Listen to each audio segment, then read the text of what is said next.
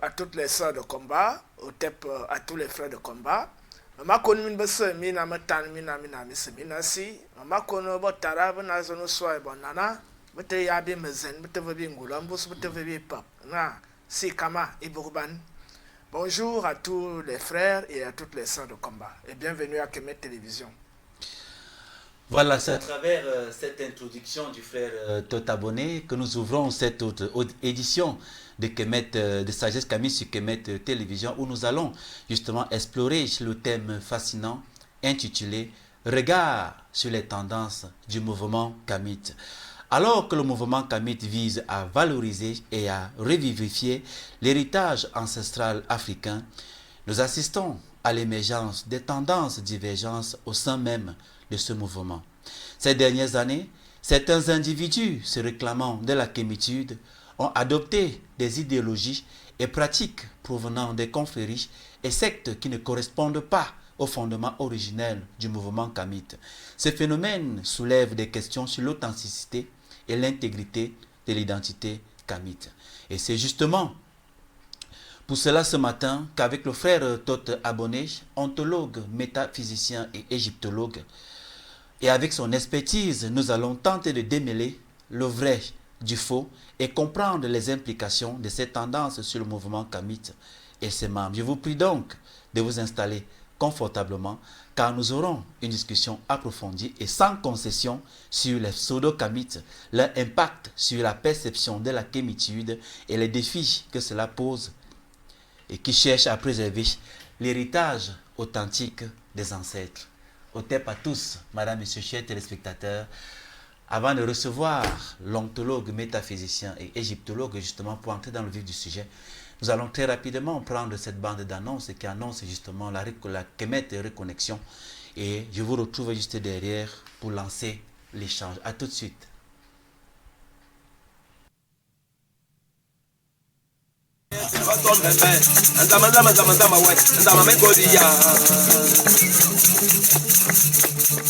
À l'attention de tous les Africains d'ici et d'ailleurs, reconnectez-vous avec vos racines pour Kemet Reconnexion 2024 première édition qui se tiendra du 3 au 13 et du 15 au 27 octobre 2024. Participez à un programme unique d'initiation, de conférences inspirantes et d'enseignements profonds sur la spiritualité africaine. Découvrez les traditions africaines, rencontrez les experts en spiritualité kamite et vivez les moments inoubliables avec les frères et sœurs du monde entier. Ne manquez pas cette opportunité exceptionnelle de renaissance et de connaissance. Réservez dès maintenant votre place au numéro plus 237 695 84 53 89 694 84 30 21 et le 655 74 27 84. Kemet Reconnexion 2024, une expérience transformative au cœur de l'Afrique. De l'Afrique. De l'Afrique.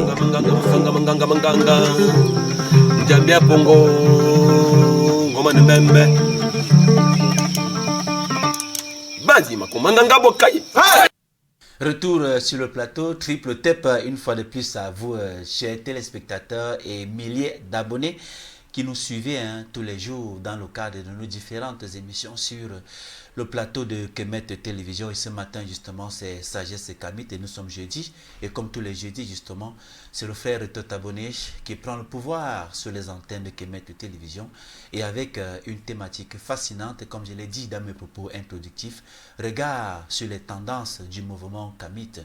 Nous vous prions justement de continuer de liker, de vous abonner massivement et surtout de ne pas oublier de cliquer sur la cloche de notification et n'oubliez pas également de vous inscrire sur l'onglet description pour être des super fans de Kemet Télévision et soutenir la chaîne à hauteur de 5 € pour ceux qui sont dans l'espace Schengen et 5 $ pour ceux qui sont dans l'espace USA.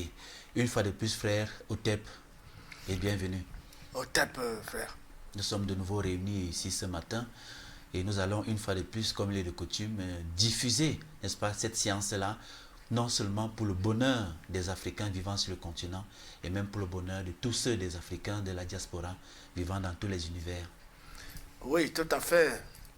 C'est une thématique très importante qui a pour but d'apporter une clarté suffisante en ce qui concerne le mouvement kamite et toutes les diverses tendances qui sont nées à l'intérieur de ce mouvement ou alors à l'occasion de l'expansion de ce mouvement dans le monde. Et cette tendance, aujourd'hui, sème beaucoup de confusion au sein du mouvement kamite, au point où certains sont parfois tentés de nous qualifier de mouvement crypto-maçonnique ou alors tout simplement de pratiques de sorcellerie et tout ce qui est négatif. Et en même temps, on retrouve aussi des personnes qui nous font comprendre qu'il y a des chrétiens kamites, des musulmans kamites, des francs-maçons kamites, des rosicruciens kamites, des gnostiques kamites. Donc c'est cette confusion qui est en train de se croître au sein du mouvement, qui devrait être débrouillée, c'est-à-dire évacuée, pour laisser éclore la quintessence de la pensée africaine authentique qui s'origine dans les racines de la pensée kamite depuis la période des Shemsu Hor, qui remonte au moins à 5000 ans aujourd'hui, en ce qui concerne au moins à 8000 ans, 8000 ans ou 7000 ans, puisque les Shemsu Hor c'est 5000 ans avant l'ère actuelle, plus 2000 ans, ça fait 7000 ans aujourd'hui. Et cette pensée dont il faut suivre le fil Ariane et retrouver les éléments qui continuent d'en faire des phares concernant les confréries initiatiques traditionnelles authentiques qui restent encore aujourd'hui et concernant des véritables initiés en lesquels on voit un espoir de recréation d'un socle solide pour que tous les fils et toutes les filles de Kama puissent s'y rebaigner, s'y régénérer à nouveau et afin d'être propulsés vers un élan de la renaissance africaine dans tout son éclat, dans tout son dynamisme et dans sa pleine vérité. D'accord. Nous allons commencer par le début, frère. Et quand tu parles de traditionnel, une question me vient comme ça à l'esprit, la première. Alors, comment définis-tu le mouvement kamite traditionnel et surtout, quels en sont les principes fondamentaux? Bon, quand on dit le mouvement kamite traditionnel, il faut toujours reprendre la définition des concepts. Bon, il y a le mot kama, qui signifie noir, qui signifie aussi substance, c'est-à-dire la mélanine. Et dans ma langue, on a ekamte, qui signifie la substance. On a mekamte, qui signifie la substance, qui donne la coloration à la plante. Donc chaque plante a ses mekamte, qui donnent donc la coloration à cette plante-là. Et ce mekamte est propre à chaque plante. Exactement. Voilà. Donc, lorsque nous parlons de kamte, c'est la coloration qui donne le teint noir à la peau. Le teint noir? Oui, le teint noir à la peau, et laquelle coloration favorise la protection contre les rayons ultraviolets.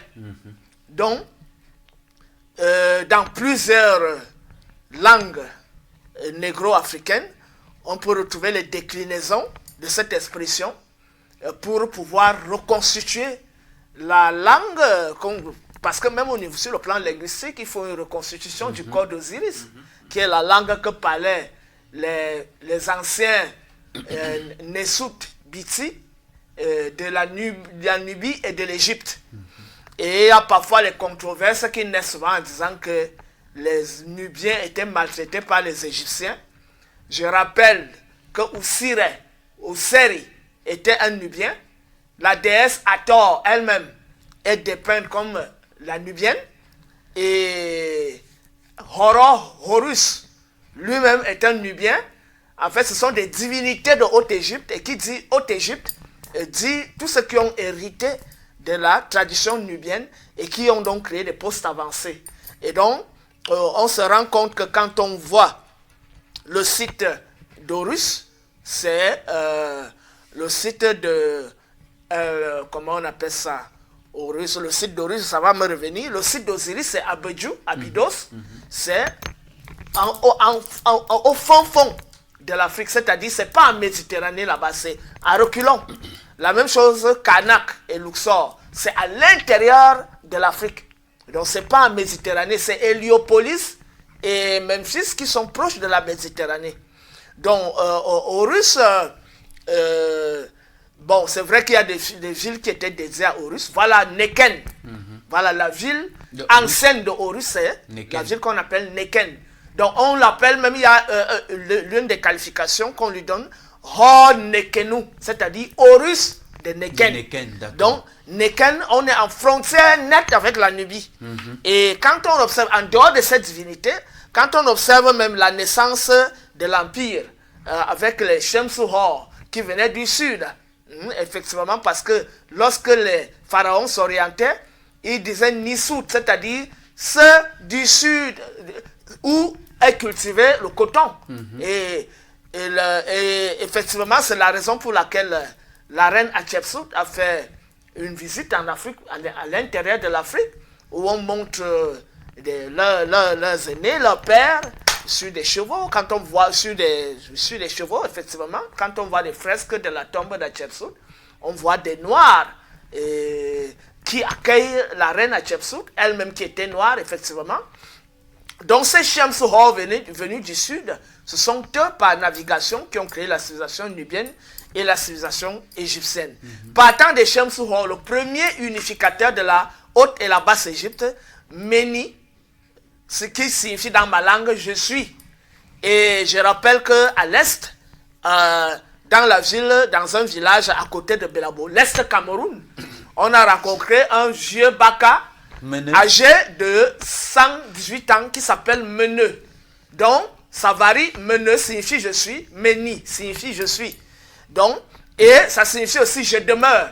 Donc, en Médou n'était Meni. Et dans ta langue, c'est Meni. Meli. Voilà, donc on est dans les mêmes racines linguistiques. Exactement. Donc, il ne peut sortir nulle part que du cœur de l'Afrique, puisque son nom ne se retrouve pas chez les Hébreux. Et n'a pas la même signification, parce que les gens sont dans la confusion. Ce qu'on demande aux linguistes, c'est que il faut que quand ils prononcent un mot, que ce mot ait la même sonorité, le même sens et la même signification. Et c'est là où on dit que effectivement il y a parenté. Ne cherchez pas à forcer à construire des artifices pour montrer que comme on a dit comme ça, ça veut dire que quand on décline, on change comme ça pour construire artificiellement et retrouver le sens hébreu. Ça, c'est ce que les linguistes du Congo et du Gabon font permanemment. C'est-à-dire que c'est pas clair, c'est pas simple comme nous on dit là.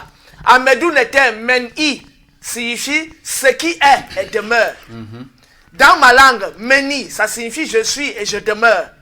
Chez les Baka, Meneu, ça signifie je suis et je demeure. Chez les Banganté, et Mei, ça signifie je suis et je demeure. Voilà. Donc, ce que le hiéroglyphe dit, exactement le même son et le même sens et la même signification. Vous voyez qu'on ne force rien. Exactement. Vous allez voir que le Congo là, il va dire que là, ça change, ça devient O, après L, après il met R. C'est-à-dire que ça varie. Parfois, les R changent même, ça devient P, ça devient T. Donc, ils sont dans un chaos incroyable, un chaos linguistique incroyable.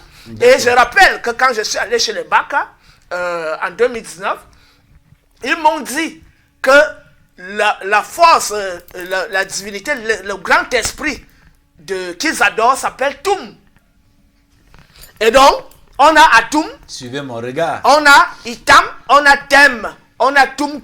Donc, on a toutes ces variantes qu'on retrouve chez les Bantous, chez les Baka et tout. Donc, il y a des choses sur lesquelles on ne débat pas. D'accord, frère. Donc, on ne peut pas me dire que moi, le Bantou, qui me retrouve en la langue Baka et en la langue de Pharaon, je suis un sémite, que moi, je viens d'Asie. Ça, c'est incroyable.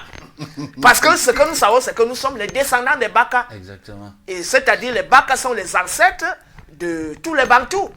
Et ce sont encore les Toum là-bas qui viennent à Toum. Voilà, et ce sont les Baka qui initiaient les pharaons, je rappelle ça. Il y a les Baka sur les fresques égyptiennes que nous avons eu à présenter à plusieurs reprises dans les émissions ici. Donc je voulais conclure en disant que non seulement ce sont ces Nubiens qui sont en réalité les fils des Bantous, qui sont des Bantous en d'autres termes, qui ont initié la civilisation nubienne et égyptienne à travers les Shemsuho, les Horus et les Osiris et tout ça, avec la divinité Atum, effectivement. Et il faut que je développe encore un peu. Quand on dit Ra, on dit Ré, on dit Ri. Hein? Donc c'est exactement la même chose. Donc quand moi je dis Kiri, Ki, Ri, ça signifie le Ka de Ra. Et c'est ce qui est devenu Chi chez les Chinois. Je rappelle que la civilisation de la vallée du Xinjiang a été initiée par les Noirs. Quand je dis par exemple Seba, Siba, Saba, hein? Saba, Saba, Asap. Quand on dit Asap, au tête ou te sap, ça veut dire l'étoile brille. Saba, ça signifie ce qui brille, c'est-à-dire l'étoile. Seba, c'est l'étoile. Seba aussi signifie enseigner. En même temps aussi, lorsque l'Indien dit Shiva, en fait c'est Siba, Seba, Saba. Ce qui remonte Shaba. Une fois de plus que ce sont Shaba qui montre une fois de plus que ce sont les Noirs qui ont initié la civilisation hindoue originelle, c'est-à-dire de Mohenjo-Daro et Harappa, qui a donc engendré le shivaïsme, qui a engendré le jaïnisme, qui a engendré le bouddhisme, qui a engendré le yoga. Le brahmanisme est une création des Aryens. C'est-à-dire c'est un syncrétisme entre les traditions aryennes et les traditions indiennes locales. Et c'est pour ça que ce brahmanisme a créé un système de castes. C'est-à-dire la caste des brahmanes, la caste des esclaves qu'on appelle les shudras, les intouchables, des choses comme ça. Donc, on est donc, comment on appelle les intouchables là? Les Dalits, voilà, donc les intouchables. Donc, partant de la caste des Seigneurs jusqu'à la caste des... Et on va voir que la plupart des Dalits sont les Noirs, c'est-à-dire ceux qui ont donc été subjugués, dominés par les Aryens et qui ont été soumis à l'esclavage. Et donc, c'est Horus qui initie la civilisation égyptienne. Lorsque la civilisation entre en déclin, ce sont les mêmes Nubiens qui remettent la civilisation égyptienne au pas. Avec les gens comme Muntu Hotep. Quand on dit Muntu, on entend derrière le Muntu, comme on entend au Congo la Muntu. Voilà. Avec les gens comme les Imana Emhat.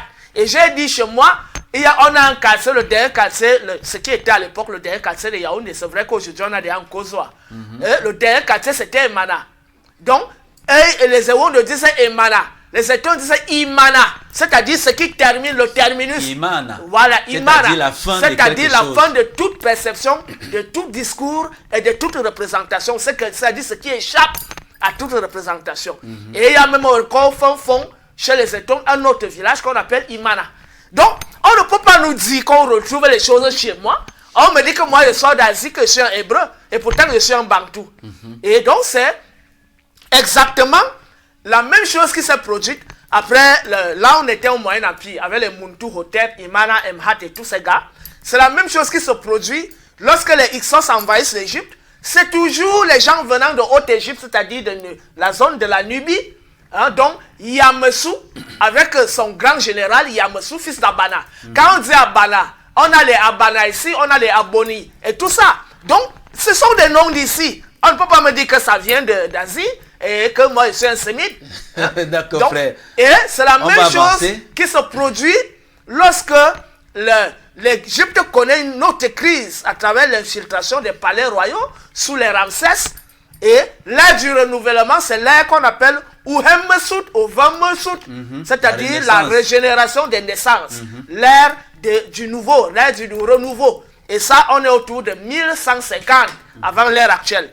Et c'est la même chose qui s'est produite à la chute de l'Empire égyptien, lorsque les prêtres d'Amon se sont révoltés contre les Assyro-Babyloniens, contre les Perses, contre les Grecs, contre les Romains, et on a retenu deux grands noms parmi ces prêtres d'Amon. notamment Ho-Unefer et Ankh-Unefer, qui ont régné en Haute-Égypte autour de l'an 185, l'an 200 avant l'ère actuelle. Et tout cela nous montre, et effectivement, j'ai donné cet article à la sœur Zinga. Quand je parle comme ça, les gens sérieux m'auraient demandé à lire cet article-là.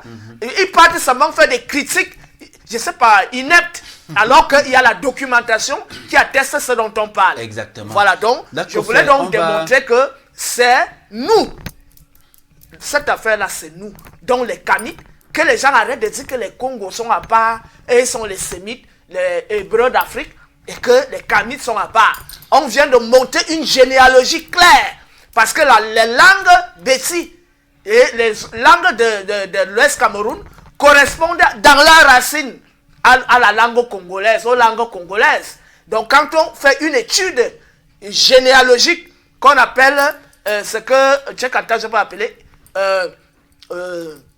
correspondance génétique des langues négro-africaines. Et lorsqu'on fait donc cette étude profonde entre les langues négro-africaines, on trouve exactement leur coïncidence avec l'égyptien ancien, c'est-à-dire la langue que parlait le pharaon. Et lorsqu'on veut faire la même chose avec le hébreu, le pourcentage est tellement très minime qu'on ne parvient pas à retrouver le même élément. Même comme on sait aussi, je termine par là, que ces Hébreux, quand ils sont entrés en contact avec nous, qui sont donc les métis venus de Syrie, d'Irak et autres, qui sont venus à travers les mouvances Ixos, lorsqu'ils sont entrés en contact avec nous, ils ont emprunté les mots issus de nos langues. Donc quand on retrouve ces mots dans le hébreu, ça ne veut pas dire que c'est nous les Hébreux. Ça veut tout simplement dire qu'ils ont pris certains mots dans nos langues parce qu'ils nous ont fréquentés, ils ont fait des enfants avec nous, ils ont même adopté certains rituels de l'Égypte pharaonique, même comme ils ont perverti la chose après, et on en vient. C'est la même chose qu'on peut retrouver dans le grec. Quand on dit horoscope, dans horoscope on a Horus. Quand on dit rayonner, rayonnement, c'est la lumière. Donc c'est le même ra, c'est le même rayonner, c'est le même... Quand l'anglais dit thought, c'est-à-dire la pensée, c'est le même thought de la divinité égyptienne qui est le dieu de la pensée, de la créativité et de la science. Quand l'allemand dit Tod, avec T-O-D, pour dire la mort, c'est le même dieu Tod qui apparaît dans le jugement des morts, dans le tribunal d'Osiris. Donc on voit que les autres langues ont emprunté certains de nos mots. Ça ne veut pas dire que nous sommes des Allemands, ou que nous sommes des Anglais, ou que nous sommes des Hébreux. Ça, c'était important. D'accord. Avant de te poser la question, celle de savoir ce que tu entends par pseudo-kamite dans le contexte actuel du mouvement kamite, justement, j'aimerais quand même savoir, tu as parlé de Kemte, c'est-à-dire KMT, qui veut dire noir. Ou Kamata. Ou Kamata. Noir dans son essence et qui correspond à la couleur de la peau. De la peau. La mélanine. D'accord. Ça veut donc dire que tous les noirs qui sont diffusés dans la terre, sont-ils des kamites? Ils sont des kamites en termes de teint. Parce que kamatas, quand on parle d'abord, c'est d'abord une question de teint, de coloration. Les cheveux crépus, la peau noire. Bon, parfois, les cheveux peuvent être lisses, mais toujours avec la peau noire. On avait décliné tous ces éléments dans l'émission qu'on avait faite sur la vérité sur le kémitisme. Mais sauf qu'aujourd'hui, on parle des tendances qui sont nées à travers ce mouvement.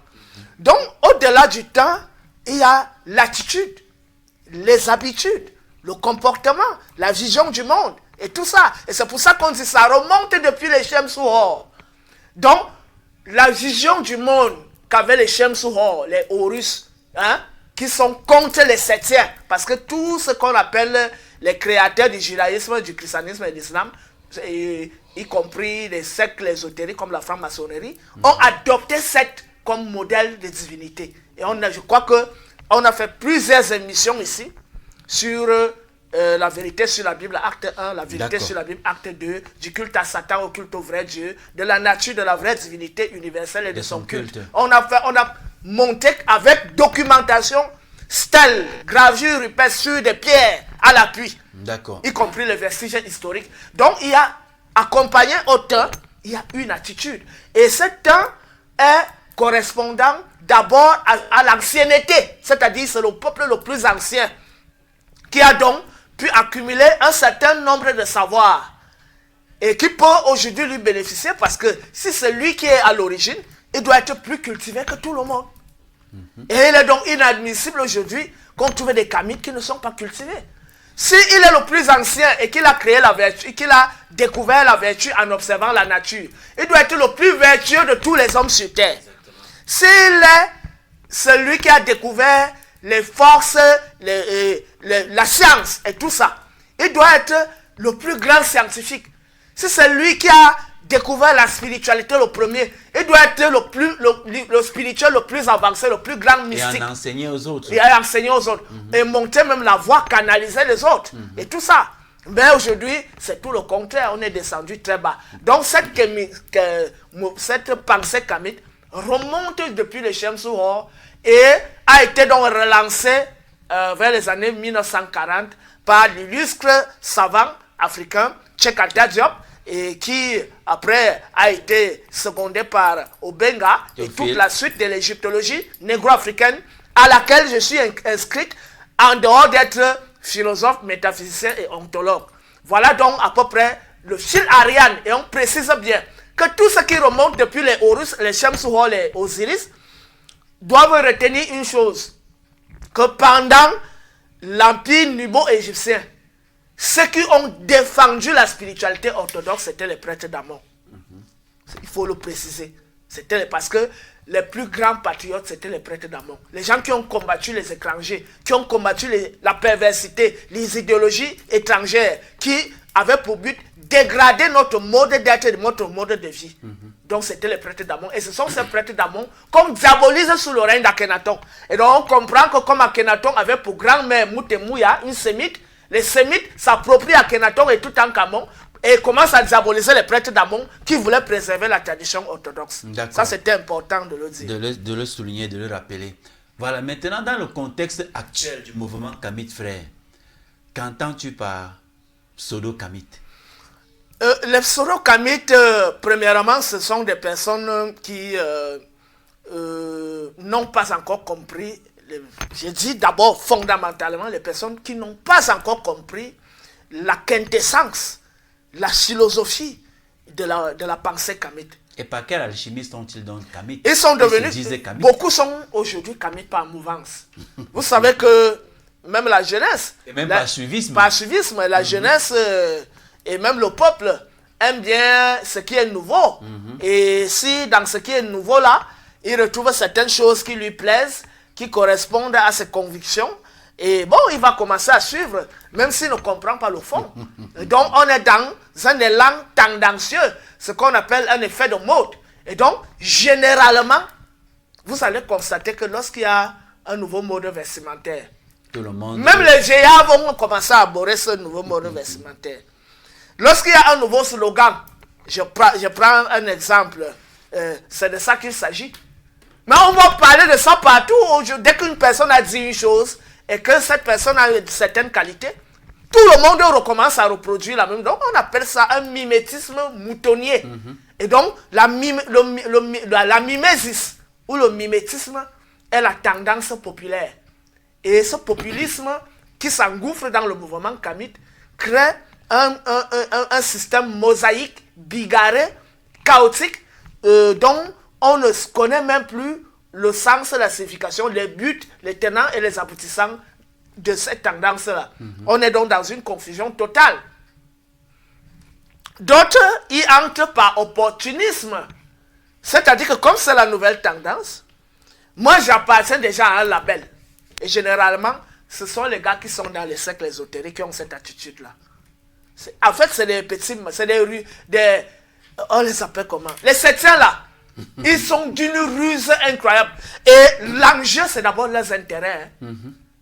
Parce que la philosophie de la franc-maçonnerie, c'est l'intérêt individuel et sectariste. C'est-à-dire leur groupe de fratres avec leur gourou.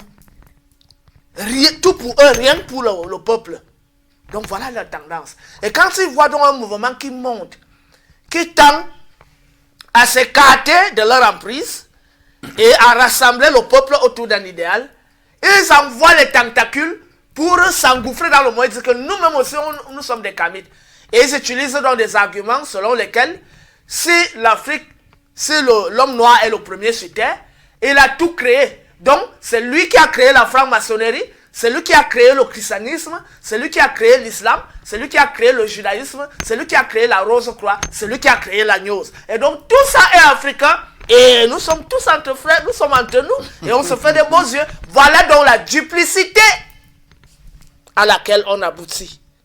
D'où certains ont souvent la tendance de vouloir nous confondre au mouvement des écoles afro-américaines, afro-descendantes de l'Amérique du Nord, c'est-à-dire des États-Unis, hein, qui sont essentiellement des tendances maçonniques, parce que ce sont les pro-maçons, des pro-kabbalistes, des pro-biblistes, ils sont pour tout.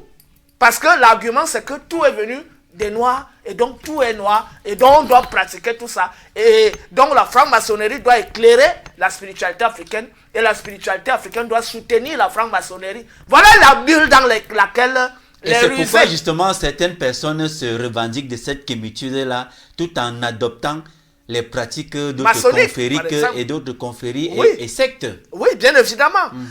On voit même beaucoup de scènes et de mises en scène, que ce soit en Europe, que ce soit en Amérique, que ce soit ici en Afrique, des gens qui ont des configurations maçonniques et ils disent qu'ils sont des kamites. Ils disent Hotep.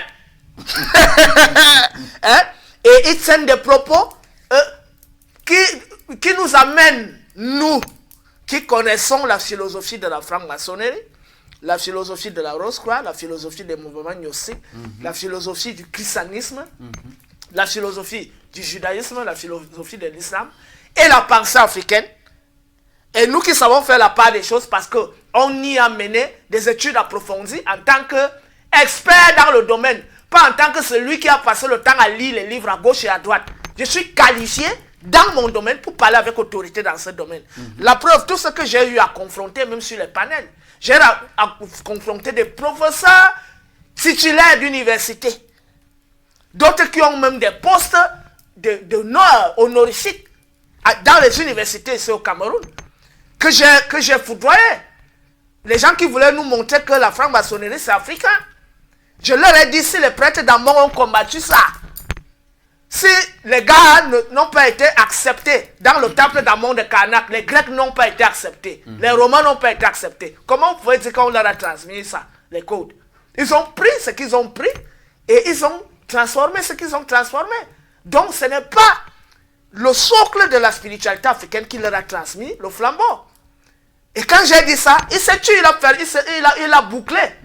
Et pourtant, c'est quelqu'un de très cultivé. C'est-à-dire que, bon, je pense même que beaucoup le connaissent.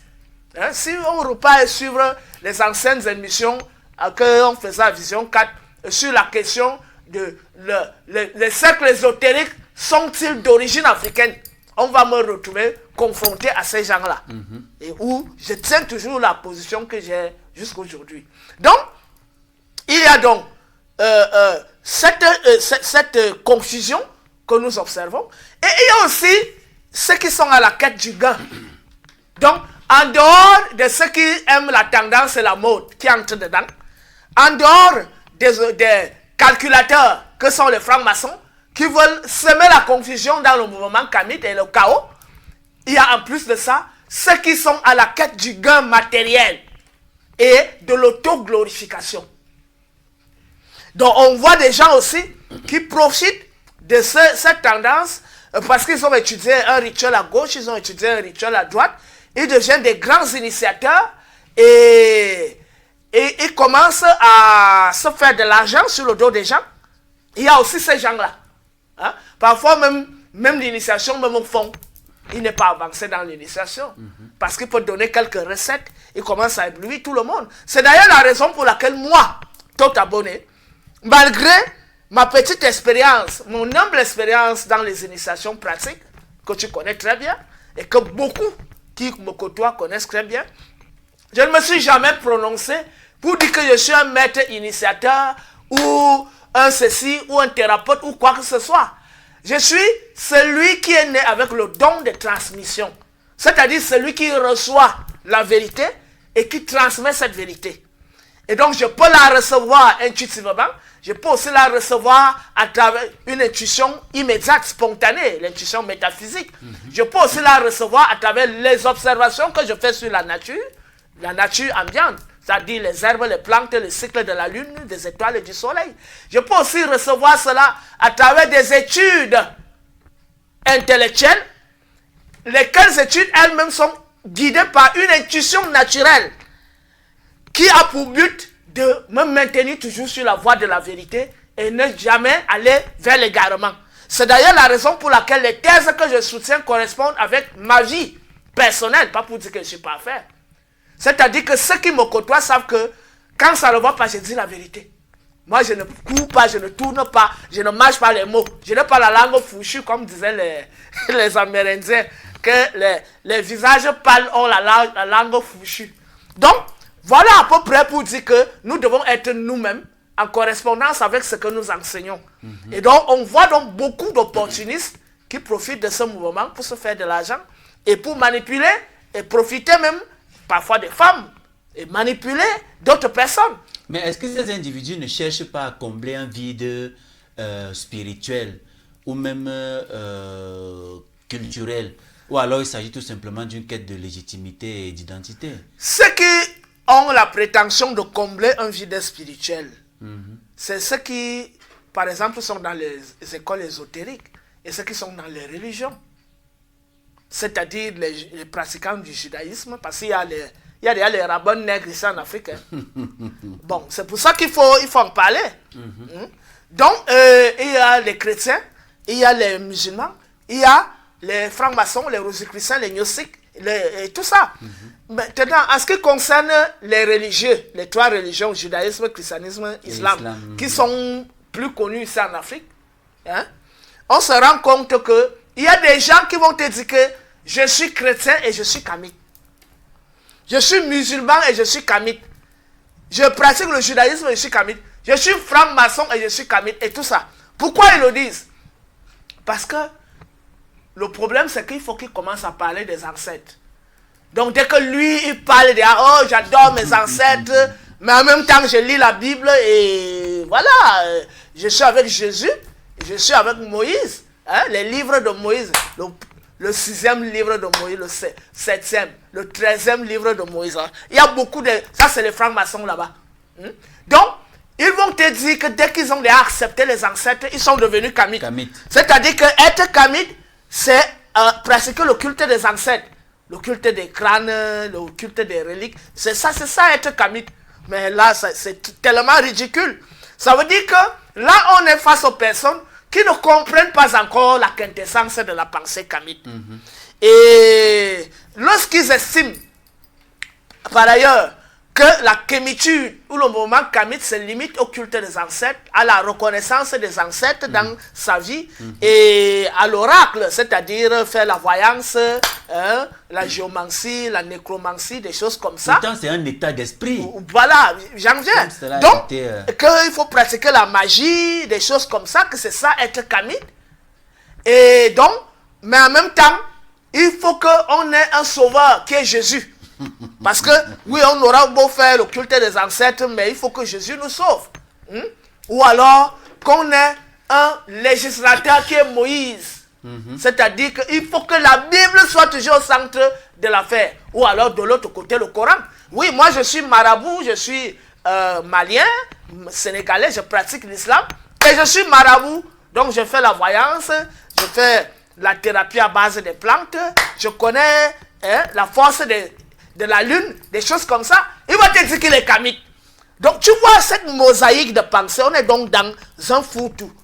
Et donc, il y a d'autres des musulmans qui vont te dire que ce que je pratique est en ligne droite avec la pensée africaine. Alors qu'il prononce, il adore Allah. Et on a montré qui est Allah. Et pas cogner le front tous les vendredis. Voilà. Mais les vrais musulmans eux-mêmes, ceux qui se revendiquent, qui sont les vrais musulmans, qui ne sont pas des mécréants, refusent le culte des ancêtres, refusent la réincarnation, refusent les rites funéraires dans l'Afrique traditionnelle. Parce qu'il faut que les rites se passent d'après les normes du Coran. Et donc, ils ne peuvent donc pas dire qu'ils sont africains et que ce qu'ils pratiquent est en conformité avec la spiritualité africaine. Je reprends. Dès que le musulman reconnaît Allah à la place d'Imanara, que lui, il adore plutôt Allah. Il ne reconnaît pas Imanara. Même si on s'arrête là. Voilà, c'est déjà fini. Deuxièmement, les prophètes qui sont dans le Coran, parmi ces prophètes, il n'y a jamais Neferti, le prophète Neferti, qui a existé avant, c'est-à-dire 3000 ans avant la naissance de l'islam et du judaïsme. Les premiers prophètes de l'histoire de l'humanité. Il n'y a pas le nom d'Imhotep, qui est plus ancien même que Neferti. Il n'y a pas le nom de Kagemni, Amenhotep, fils de Apu, Taotep, Amenemope, Ani, et tous ces gens. Hein? Hapusener, Pinedjem, il n'y a pas ce nom-là dans le Coran qui nous excuse avec ça. Et qui gardent leurs prophètes sémites là-bas et qui ne nous disent pas qu'il y a les prophètes noirs dans le Coran. Parce que s'il y en avait, nous avons dit la dernière fois que dans la pensée arabe, dans l'habitude de l'arabe, hein, c'est que le noir c'est un esclave.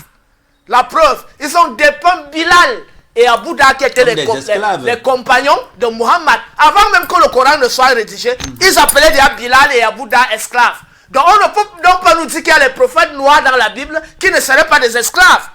Et bon, comment quelqu'un qui est avec Dieu peut donc être qualifié d'esclave? Parce que c'est même lui qui doit être l'illuminateur de ce qu'il appelle esclaves. C'est lui qui doit même éduquer tous ceux qui les appellent esclaves. Donc, il y a ça. Il y a aussi que les rites funéraires, quand nos fils meurent, nos fils noirs, ça doit suivre les canons traditionnels de l'Afrique avant l'islam, avant le christianisme, avant le judaïsme. Les rites funéraires pour enterrer nos morts, pour que nos morts puissent rencontrer leurs ancêtres. Il faut que le Coran accepte nos ancêtres, que le Coran accepte la réincarnation, qui est une réalité vérifiable, même par l'initiation, même par l'observation.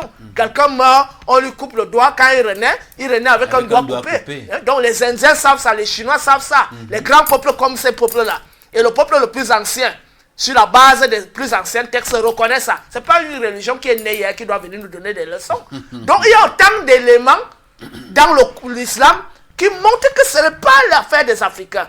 Donc la même chose avec le christianisme, hein, qui rejette nos ancêtres, qui adore Yahweh, hein, Elohim, et donc qui adore Seth. Pour le christianisme, l'islam, le judaïsme, on a été très clair. On ne va pas encore revenir. Non, c'est clair, ils sont venus prendre les bribes de la culture africaine, ils sont allés codifier ça avec leur modèle anthropologique. La vision du monde. Et venus justement imposer ça de nouveau à l'humanité. Voilà. Par la force. Donc, beaucoup sont dans la confusion parce qu'ils retrouvent certains éléments dans la Bible qui ressemblent à ce qu'on fait. Et ils disent que, non, la Bible est africaine. Mais ils oublient que Elohim, hein, Yahweh, hein, c'est Seth. C'est Satan. Ils savent même d'abord que c'est quoi. Le problème, c'est un problème de manque de culture. Exactement. Et ça, c'est ce que j'ai dit au début. La plupart de ceux qui critiquent manquent de culture générale. En ce qui concerne l'histoire, en ce qui concerne l'histoire des mythes, l'histoire des civilisations, l'histoire de la mythologie, c'est-à-dire les mythes négro-africains, les mythes hindous, les mythes chinois, les mythes sémites, les mythes aryens. Ils ne connaissent pas ça. Quand on entre maintenant dans la linguistique historique, ils sont perdus. Quand on entre dans la linguistique comparée, ils sont perdus. Quand on entre maintenant même dans les principes métaphysiques de l'univers, ils sont perdus. C'est-à-dire qu'ils ne suivent que les enseignements que leurs gourous, que leurs pasteurs, leurs imams leur dictent dans les écoles coraniques, dans les écoles bibliques, dans les loges maçonniques, rosicruciennes et autres. Et ce sont ces gens qui osent ouvrir la bouche pour dire qu'ils aussi ils ont le droit à la parole.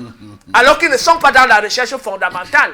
Ce n'est pas une campagne de dénigrement, mais c'est une mise au point. Ce sont des faits. Voilà. Pour ouvrir la bouche et émettre une critique, il faut que tu sois qualifié, scientifiquement parlant, avec tout ce que tu as produit dans les publications scientifiques, tous les débats que tu as eu à faire et que tu as gagné, que tu as remporté, et tous les travaux que tu fais sur le terrain en ce qui concerne les initiations pratiques dans la spiritualité africaine authentique. Ce n'est que dans cette mesure que tu peux oser ouvrir la bouche pour dire quelque chose. Mais si tu nous amènes les enseignements issus des loges, des écoles coraniques, des écoles bibliques et tout ça.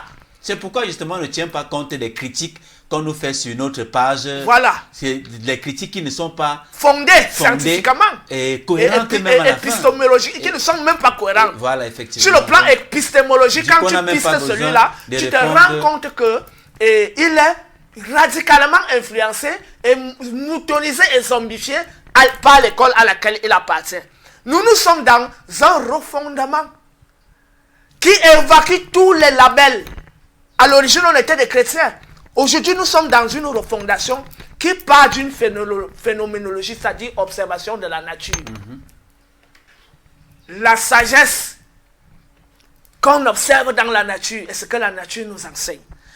L'héritage scientifique des civilisations anciennes. Au-delà de la Bible, au-delà du Coran et au-delà de la Torah. La vraie science. Qui s'est appuyée sur l'observation. L'observation de la réalité. Troisième élément de poids, l'initiation. Voilà les 3 éléments de poids. Observation de la nature. Deuxième élément, héritage scientifique des anciennes civilisations. Troisième élément, initiation. Mais si tu n'es pas là, reste loin de nous. C'est-à-dire si tu es chrétien, tu es pratiquant du judaïsme, tu es franc-maçon. Reste là-bas parce que ce que tu vas nous amener, ce sont les enseignements que tes pasteurs, tes prophètes, tes évêques te racontent. Que tes imams te racontent. Que tes gourous te racontent dans les sectes là-bas. Que tes rabbins te racontent. Mais tu n'es pas sur les 3 piliers qu'on vient d'établir là. Si nous ridiculisons ces pasteurs et autres ici, voilà. Est-ce que c'est leurs adeptes qui peuvent donc avoir la prétention de nous apporter une critique fondée? Pas possible. Combien de rosicruciens j'ai ridiculisé sur les panels? Combien de gnostiques j'ai eu à ridiculiser sur les panels? Prêtre, pasteur, face à face. Imam et tout ça. Et donc, il ne suffit pas d'arriver et que tu m'écoutes pour la première fois pour commencer à avoir des prétentions. Voilà. Ce n'est pas que je me jette des fleurs. Il y a déjà aussi cultivé. Je peux citer au moins un nom. Le Sèche Kovi Rekmire. Je peux citer Ndumbi Fakoli. Je peux citer un Bonbon Basson. Le feu Kalala Omotunde. Donc, c'est pour dire que ceux qui sont ancrés dans la science fondamentale, dans les expériences réelles, en dehors des labels sectaires et religieux, voilà les gens qu'on doit prendre au sérieux. Et quand on parle d'initiation ici, ce n'est pas l'initiation d'après la vision maçonnique, ce n'est pas l'initiation d'après la Kabbale, ce n'est pas l'initiation d'après la Rose-Croix ou la Gnose, mais c'est l'initiation d'après les confréries initiatiques traditionnelles de l'Afrique noire. C'est-à-dire auprès des Baka qui sont les plus anciens de l'histoire de l'humanité, les Pygmées, et à travers les confréries Bantou. Donc, je peux donner des noms, le Mbok authentique, parce qu'il y a aussi le Mbok qui est infiltré par la Rose-Croix et la franc-maçonnerie, et tout ça. Et donc, le Lakam, chez nos frères de l'Ouest, le Movungu, le vrai Buiti initiatique, issu de chez les Pygmées, pas le Buiti où il y a des tendances judéo-chrétiennes. Donc, il y a le Kombo au Mali, il y a la confrérie des Dogons, il y a les confréries du Congo, authentiques, c'est-à-dire celles qui pratiquent encore la vraie spiritualité, qui n'ont pas d'influence rosicrucienne biblique et tout ça. Il y a les Koba au Congo, il y a les Ashanti au Ghana. Nous nous appuyons sur ces initiations parce qu'elles sont les plus anciennes. C'est l'héritage des Shemsuhor. Les Hébreux n'étaient pas encore nés à l'époque pour nous parler de Kabbale et de judaïsme. Même Adam et Ève, quand on parle de Shemsuhor à 5000 ans, parce qu'Adam lui il est né à 4000 ans avant l'ère actuelle. Donc 1000 ans avant la naissance d'Adam et Ève, les Shemsuhor existaient déjà. Et ils avaient déjà initié un modèle de spiritualité. Et ils n'étaient même pas les premiers. Un calendrier, voilà, ils n'étaient pas les premiers. Donc, nous sommes héritiers de la confrérie initiatique la plus ancienne de l'histoire de l'humanité. Et c'est sur la vision de cette confrérie que nous nous appuyons. Donc, en évacuant la franc-maçonnerie, en évacuant la Rose-Croix, le gnosticisme, le judaïsme, le christianisme, l'islam, pour laisser la ligne droite. Encore que s'il faut une ouverture, cette ouverture devrait s'opérer vis-à-vis des peuples comme l'Inde et la Chine. D'accord. À travers le yoga authentique, notamment dans la tradition des Yoga Sutras, initié par Vyasadeva, suivi par Patanjali et tous ces gens-là.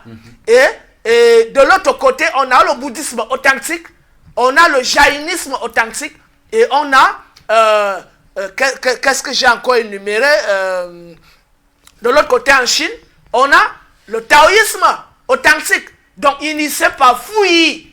Et chez les Vietnamiens, ils disent PO, P-O, accent circonflexe. qui signifie la nouvelle. Et quand on rentre dans les langues négro-africaines chez moi, port, ça signifie la nouvelle, la bonne nouvelle. Chez les Ewondo, ils disent fouet. Et c'est le fouet qu'on retrouve dans fouillis. Chez les Chinois.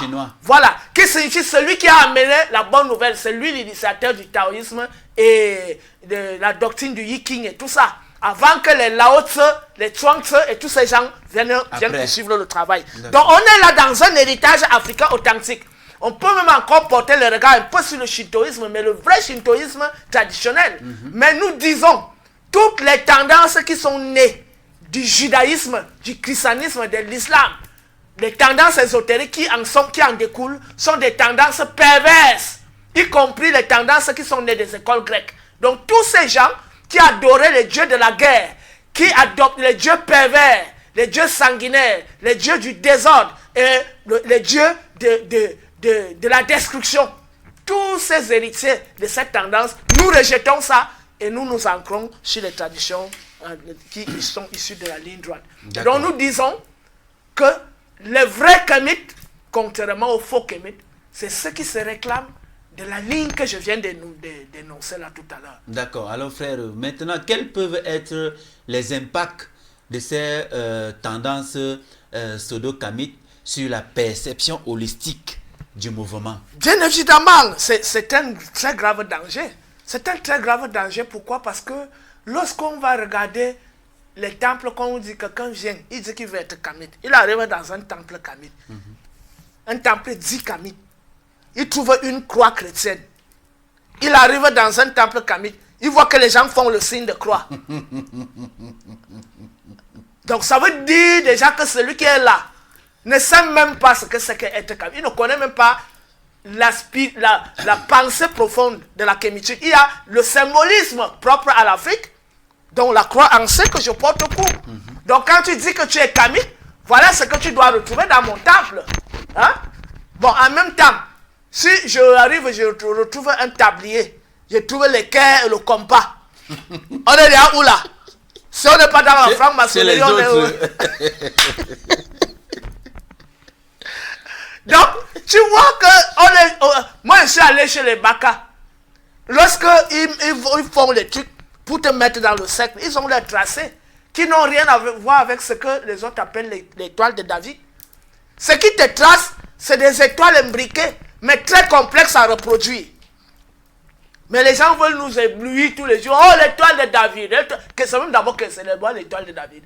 Quand vous voyez la pyramide avec le pic en haut et l'autre pic en bas, ça montre qu'il y a une force qui vient d'en haut et il y a une force qui monte. Et donc quand ces deux forces s'imbriquent, la force qui vient d'en haut, c'est la force régénératrice, purificatrice, vivificatrice.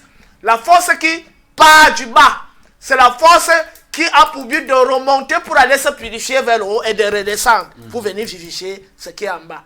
Donc, que ça ne bluise personne. Ce sont des symboles connus, mais il ne faut pas des cristallisations particulières comme quoi les symboles kabbalistiques. Ça, c'est des conneries. Donc, même dans l'une des émissions, j'avais dit ce n'est pas Kabbalah, c'est Kabara. Kabara. Donc, les autres disent que Kabbalah, les Hébreux, ils disent que c'est tradition. Que signifie Kabara? C'est la parole de l'origine, les vibrations de l'origine qui ont infusé la vie dans l'univers, dans le cosmos. Et laquelle vibration continue d'animer le cosmos. Et cette vibration monte et elle descend pour vivifier l'univers à chaque fois. Donc c'est Kabara. Et on écrit ça avec une cruche, une jarre. Avec d'autres symboles hiéroglyphiques. J'avais montré ça dans un live que j'avais fait avec le frère Mobali, intitulé Introduction au satanisme judéo-christiano-maçonnique. Donc, pour évoluer en disant que ça crée donc cette confusion qu'on arrive dans un temple, on trouve des symboles maçonniques, on arrive dans un autre temple, on trouve des symboles chrétiens, on arrive dans un autre temple, on trouve des choses, donc ce melting pot fait en sorte que ceux qui sont avisés vont se méfier, vont commencer à se méfier des kamites. Ils vont dire que vous dites que vous pratiquez la spiritualité africaine authentique, mais quand on arrive dans vos lieux là, ce qu'on voit, c'est de la franc-maçonnerie. Voilà. Donc, ça nous amène donc, ça nous discrédite, ça nous décrédibilise vis-à-vis de personnes qui s'intéressent véritablement au mouvement kamite. Et c'est pour ça que l'émission que nous sommes en train de faire aujourd'hui, c'est une mise au point.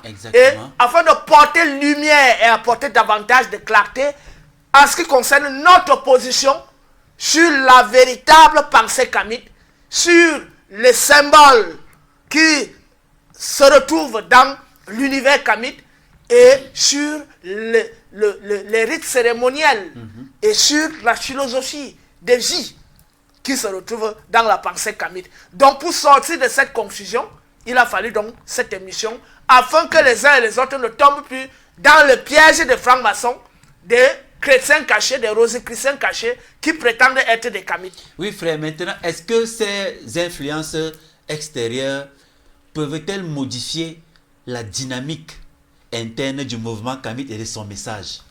Les influences... Ce que nous avons l'habitude de faire et de dire ici tous les jours, est-ce que ces influences-là peuvent fondamentalement modifier la dynamique en interne même du mouvement kamite et même du message? Les influences externes ne peuvent pas modifier la dynamique interne, mais elles peuvent semer la confusion dans l'esprit des esprits non avertis. Dans l'esprit des personnes non averties. La précision en vaut la peine. Voilà. Et dans l'esprit de personnes qui n'ont pas encore une profonde compréhension de la pensée kamite. Exactement. Voilà. Et comme on sait que sur 1000 personnes, on risque de retrouver autour 5 sur 1000 qui comprennent la quintessence de la pensée kamite. C'est ça le véritable problème. Et on a donc 995 qui sont dans le flou et le vague. Pourquoi? Parfois parce qu'ils sont nouveaux dans la chose. Ils n'ont pas encore pris le temps d'étudier. Et c'est pour ça qu'on invite à chaque fois des gens à s'inscrire à nos cours pour recevoir la véritable pensée kamite. Et parfois aussi d'autres ont des influences. Peut-être son oncle est un franc-maçon. De temps en temps, quand il arrive chez son oncle, il trouve la croix ankh. Mais son oncle lui dit non, mais c'est africain, mais c'est ça. Tu dis que tu es kamite, mais voici, c'est même ça ici. Mais comme donc, tu se tiens, mais... il embrasse l'influence de son oncle qui a payé ses études, qui a payé sa pension, qui est même le boss de la famille. Parce qu'il y a ces influences-là. Il y a l'influence parentale, c'est-à-dire le père, la mère. Donc de temps en temps, on va à l'église, de temps en temps, on dit qu'on est kamite, et ça ne nous donne pas l'opportunité d'étudier la chose en profondeur. Il y a d'autres qui manquent de culture intellectuelle, réelle. C'est-à-dire, tu lui donnes un texte, il ne comprend pas. Parce que ce qu'on dit est trop technique, est trop compliqué à comprendre. Donc, il se limite à dire que bon, moi je pratique le culte des ancêtres, ça va, moi-même je suis kamite. Donc, parmi les kamites, il y a toutes ces catégories de personnes-là. Tu vois? Et maintenant, il y a même ceux qui viennent donc les infiltrer pour détruire le mouvement. À dire les francs-maçons là, que j'ai dit. Les plus dangereux, c'est les gars là. Il faut se méfier de tous les kabbalistes là. Mais c'est le serpent mortel de l'humanité. Pas seulement du peuple noir, mais de toute l'humanité. Est-ce que vous avez vu ce que la franc-maçonnerie, tous les échecs que la franc-maçonnerie a échoué? A essuyé. Échec pour empêcher la traite négrière, échec pour empêcher les guerres, échec pour empêcher le développement de la perversité et de la dépravation des mœurs, échec pour empêcher l'empoisonnement des masses vis-à-vis des histoires de vaccins et tout ça, des produits pharmaceutiques. Si les francs-maçons étaient vraiment des illuminés qui montent le chemin à l'humanité, n'est-ce pas? Mais ils devaient mettre les garde-fous pour que cela n'arrive jamais. Exactement. Mais cela, puisqu'ils disent qu'ils ont le pouvoir, n'est-ce pas? Mais vous avez le pouvoir. Ça veut dire que c'est vous qui gérez la politique, c'est vous qui gérez l'économie, c'est vous qui gérez l'éducation. Mais qu'est-ce que vous faites pour empêcher ça? La franc-maçonnerie est donc totalement discréditée.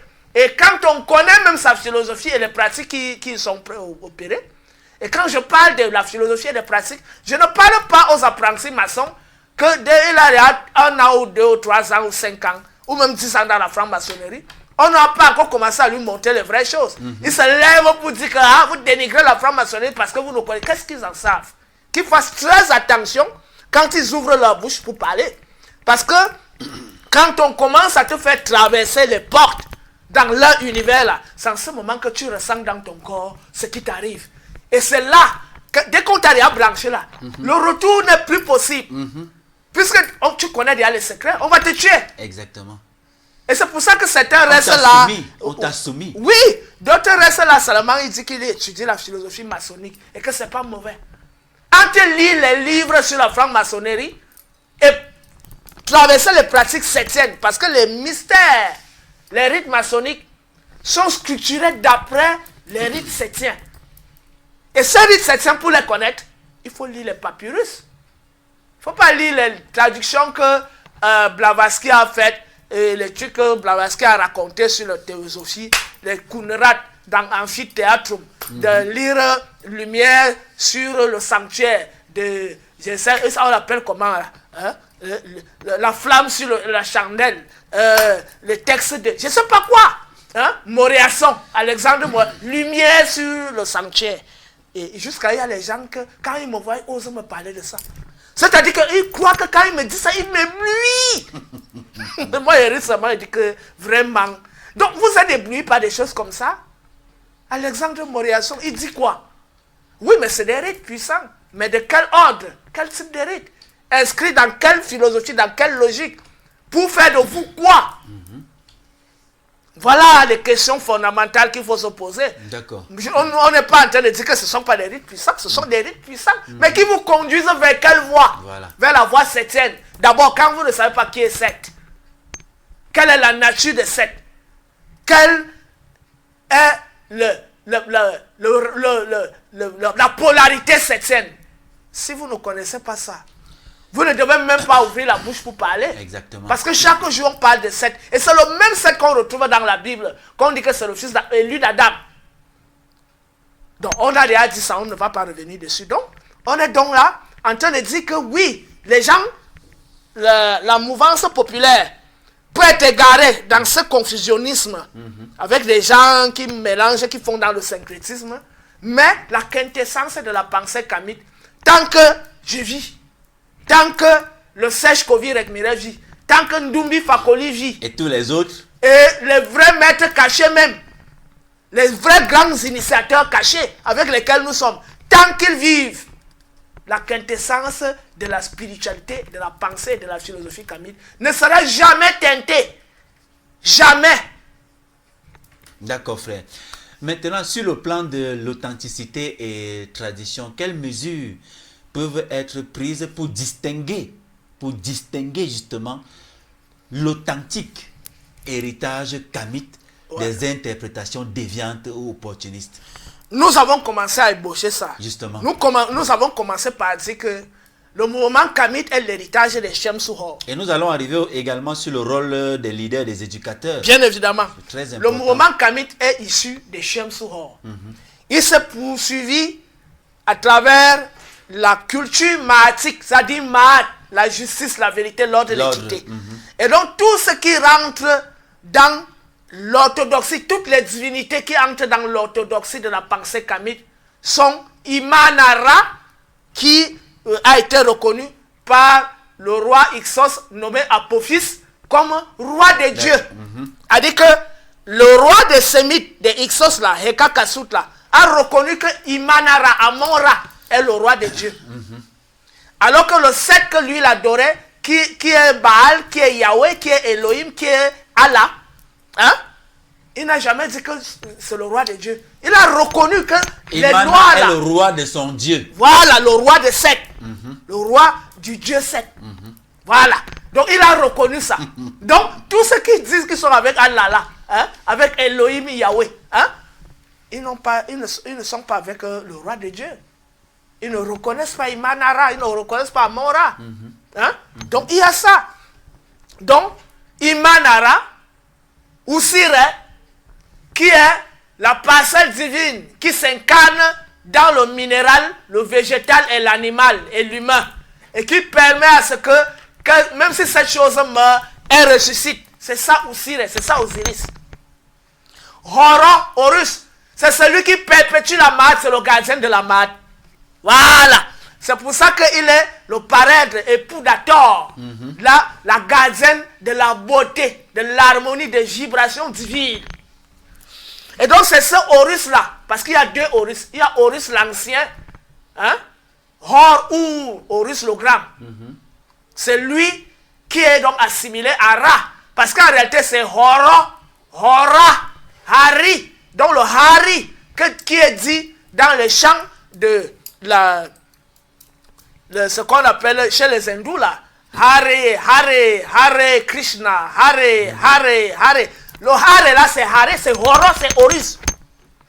C'est Horus qu'on reproduit là-bas. Donc Hare, Hari, Hora, Horo, c'est ça qui a donc fait en sorte qu'on a Hor, qui est l'expression de ce qui se déploie vers les hauteurs, et Ra, c'est-à-dire ce qui rayonne. Donc on a Hor et Ra.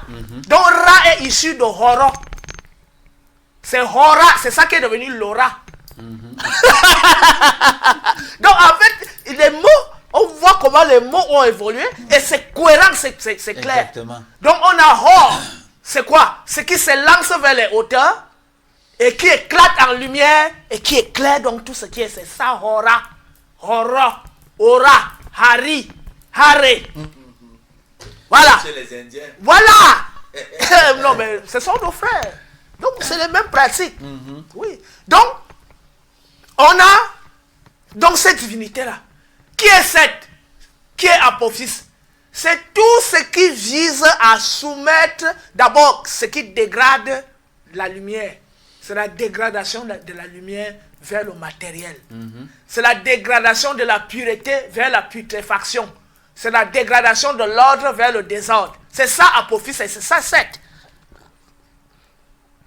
Et donc il faut partir donc de l'étape du désordre vers l'ordre.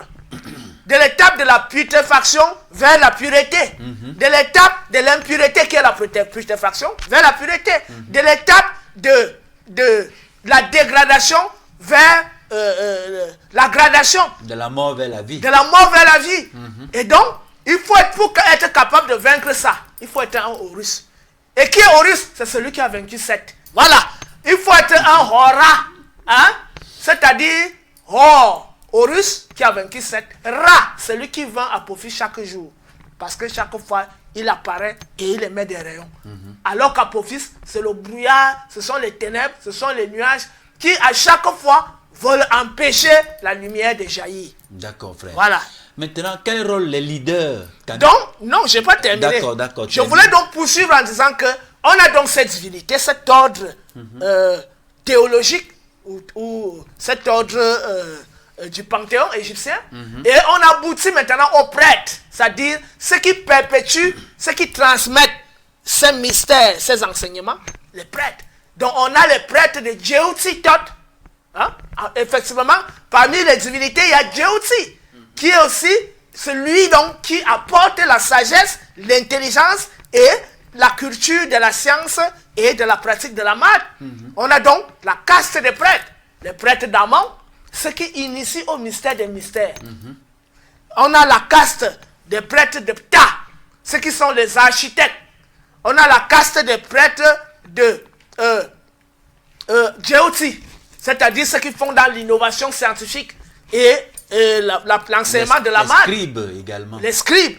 Hein? On a les castes des prêtres. Donc ces prêtres donc, issus donc de la tradition de la Nubo-Égypte et qui ont laissé des sciences, des enseignements dans les textes des mastabas, dans les textes des sarcophages, dans les textes des pyramides d'abord, ensuite les textes des sarcophages, ensuite le livre de Sorcier à la lumière qu'on appelle figuralement le livre des morts, le livre de la déesse Hathor qu'on appelle le livre de Nut Hathor, le livre de l'Amdouat, le livre des respirations, le livre des portes et tout ça. On a donc tous ces textes-là qui sont l'héritage donc de la tradition kamite. Et on a aussi ces prêtres d'Amon qui ont toujours perpétué cette tradition. Parce que le nom d'Imana est dans les textes des pyramides. On dit Inedje a MRNF. Kat Her Kep Her Isse Nedjewa. Je reprends. Inedje a MRNF. Kat Her Isse.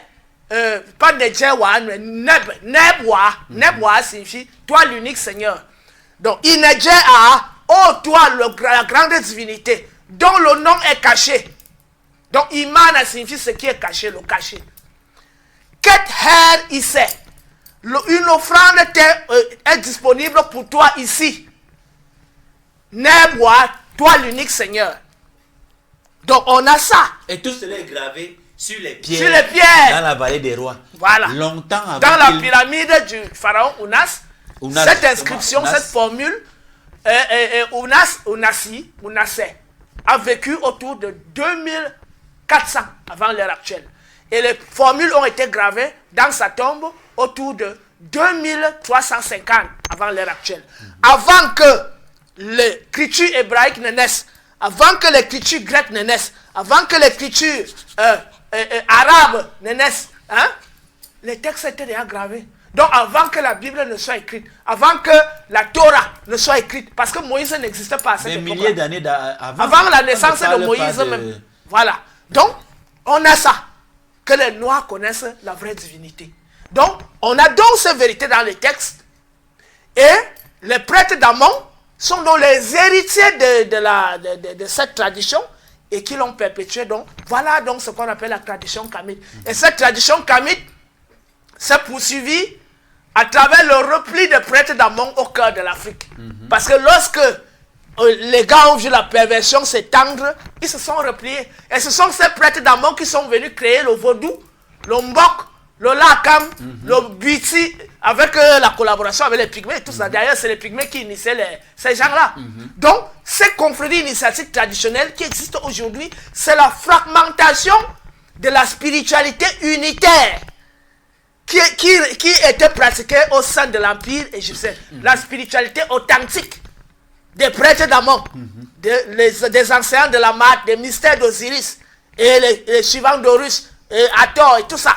On a donc cet enseignement qui s'est poursuivi au sein des confréries. Et j'ai écrit un article très très important là-dessus. J'aimerais que les gens lisent cet article. L'article est intitulé « Rapport entre le culte de la Nubo-Égypte et les cultes traditionnels de l'Afrique noire actuelle » où je montre la continuité sur le plan linguistique, à travers la correspondance entre ce que les pharaons parlaient et nos langues actuelles, la continuité sur le plan des rites, des rituels, les vêtements, les pots de panthère, tout ça. Je montre tout ça dedans. Je montre tous les éléments, même au niveau de la cosmogonie, les noms des divinités et tout ça, en rapport avec nos langues traditionnelles actuelles. On le dit tous les jours, mais les gens vont toujours ouvrir la bouche pour venir parler, raconter n'importe quoi. Donc on a donc ça, cette ligne droite qu'on continue de perpétuer à travers nos productions scientifiques. Exactement. Et justement, les leaders kamites ont également une très grande responsabilité. Quel est le rôle que ces leaders kamites traditionnels doivent-ils jouer pour guider justement leur communauté face à ces tendances? Oui, mais il faut dire que quand on dit leader kamites traditionnel, il faut dire les leaders kamites qui suivent la ligne droite que je viens de montrer là. Parce que parmi nous-mêmes, quand on dit que les vrais kamites là, il y a parmi nous qui n'accordent pas une très grande importance au volet initiation. Ils sont essentiellement dans la culture générale, dont l'histoire, l'étude de l'histoire. Mais à ce moment-là, est-ce qu'on va encore dire vrai kamites? Des Médounétaires, non. Ils sont sur la ligne. Ils sont sur la ligne, mais sauf qu'ils ne sont pas encore arrivés à la racine. Parce que la racine, c'est qu'il faut que tu rebaignes dans l'égrégore ancestral multimillénaire, qui est le plus ancien égrégore, qui est un égrégore naturel, pas un égrégore créé, qui est le plus ancien de l'histoire de l'humanité.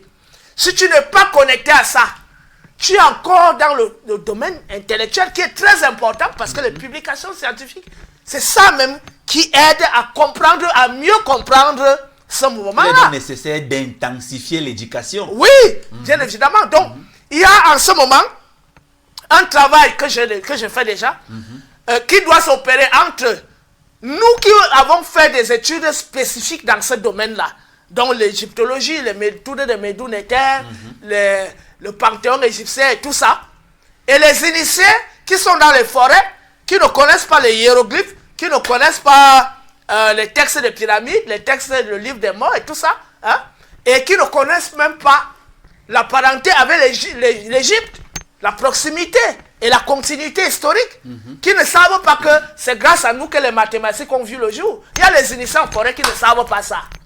Donc, il faut maintenant faire le travail que je suis en train de faire depuis des années déjà, établir le contact entre ces initiés et nous, pour que nous leur apportions nos lumières que nous avons acquises dans nos études, et qu'ils nous apportent aussi la quintessence, l'énergie, la force, la vibration, qui nous ouvre vers la connaissance profonde de l'univers, sur le plan métaphysique.